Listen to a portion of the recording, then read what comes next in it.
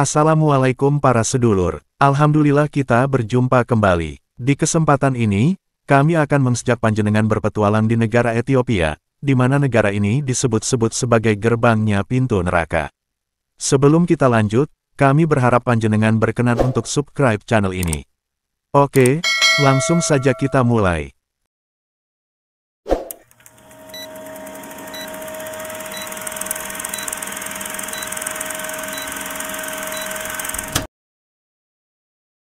Ethiopia merupakan negara di ujung Afrika. Wilayah Ethiopia terletak sepenuhnya di garis lintang tropis, dengan ibu kota Ethiopia adalah Addis Ababa yang memiliki makna, bunga baru, letaknya hampir di tengah negara itu. Ethiopia adalah negara terbesar dan terpadat di ujung Afrika. Ethiopia berbatasan dengan Eritrea di utara, Djibouti di timur laut, Somalia di timur, Kenya di selatan, Sudan Selatan dan Sudan di sisi barat. Dulunya Ethiopia berbatasan dengan Laut Merah, sebelum bagian wilayah negaranya yaitu Eritrea menjadi negara sendiri. Pertama kali didirikan pada tahun 980 SM, Ethiopia adalah negara merdeka tertua di Afrika.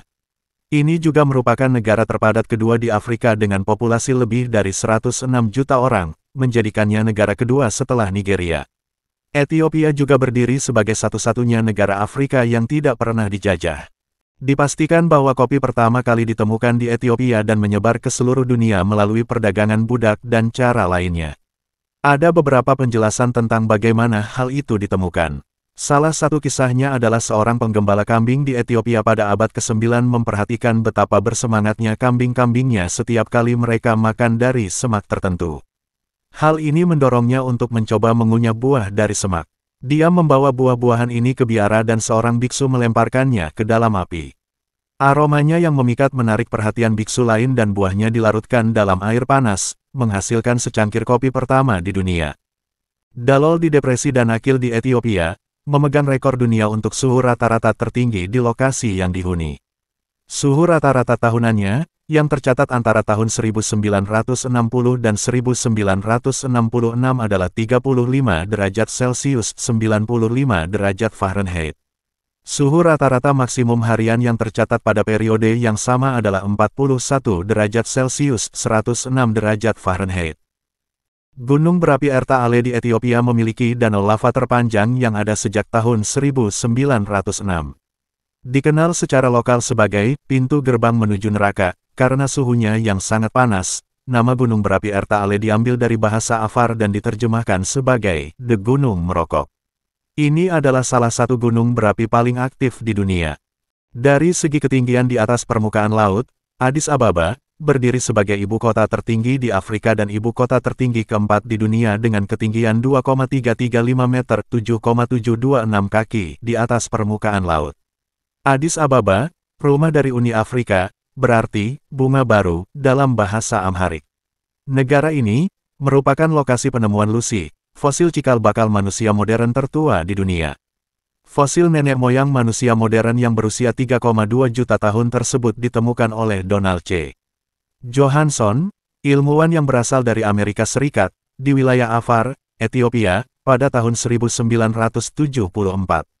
Berdasarkan hasil penelitian, fosil Lucy menunjukkan ciri-ciri awal manusia modern, yaitu sudah berjalan tegak. Ethiopia sangat bangga dengan hal ini karena menunjukkan bahwa di sana adalah salah satu lokasi awal peradaban manusia. Saat ini, fosil Lucy disimpan dengan baik pada Museum Nasional Ethiopia. Diketahui bahwa 22,35% orang melakukan apa yang disebut buang air besar sembarangan, yaitu menjadikan ladang, hutan, atau area di sepanjang pedesaan sebagai kamar mandi terbuka.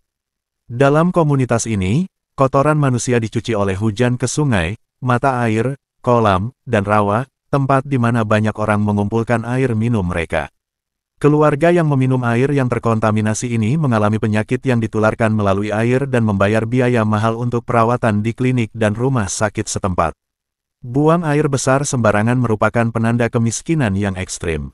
Pada tahun 2000, hampir 80% orang Ethiopia menggunakan kamar kecil di luar dan di tempat terbuka.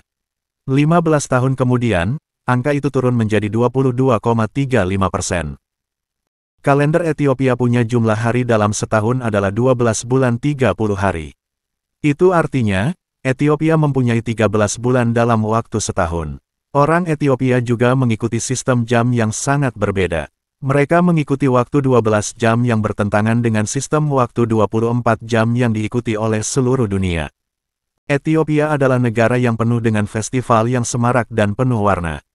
Yang terbesar, Timket, adalah festival tahunan 3 hari yang menghormati baptisan Yesus Kristus di Sungai Yordan.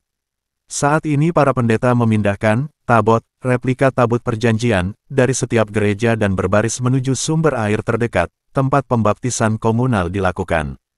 Prosesi tersebut diiringi oleh ribuan penduduk setempat yang mengenakan pakaian tradisional berwarna putih mempesona yang kontras dengan warna jubah upacara dan payung beludru berpayet milik para pendeta. Masakan Ethiopia adalah salah satu masakan terlezat, tersehat, dan paling beragam di benua ini. Dan, tidak seperti banyak negara di Afrika, negara ini adalah surga bagi para vegetarian. Alasan sederhananya adalah sebagian besar orang Ethiopia menganut aliran Kristen Ortodoks yang melarang makan produk hewani apapun pada hari Rabu dan Jumat. Dan hasil sampingan yang menggembirakan dari hal ini bagi para herbivora adalah bahwa restoran cenderung selalu menyediakan beberapa menu semur vegan yang pedas dan nikmat. Lebih dari 80 bahasa digunakan di berbagai wilayah di Ethiopia. Saat ini, negara tersebut memiliki 5 bahasa resmi, antara lain Tigrinya, Somalia, Oromo, Amharic, dan Afar. Depresi Danakil adalah tempat terendah di Afrika, dan Anda akan menemukannya di Ethiopia. Letaknya lebih dari 125 meter di bawah permukaan laut. Tempat itu lebarnya 50 meter dan panjangnya 200 km. Program pemantauan bersama JMP, database global untuk semua hal tentang akses air, sanitasi, dan kebersihan, WASH dan sumber utama data WASH, melaporkan bahwa puluhan juta orang di Ethiopia masih mengandalkan air minum yang terkontaminasi. Secara total, 31,1% atau sepertiga penduduk pada 2019, mengandalkan air tak layak untuk kebutuhan sehari-hari mereka. Dari 31% itu, 8,6% penduduknya mengambil air minum dari sungai, danau, telaga, dan sumber lain yang dianggap JMP sebagai air permukaan. Sisanya, 22,5% meminum air yang tidak aman dari sumur gali tangan dan mata air alami. Negara Ethiopia sedang mengalami krisis air, dan semua orang mulai dari pemerintah nasional hingga badan amal kecil dan komunitas bekerja untuk menyelesaikannya. Terima kasih banyak telah menonton, semoga terhibur dan bermanfaat.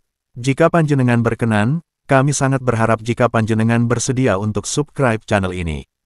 Akhir kata, wassalamualaikum. Sampai jumpa di segmen berikutnya.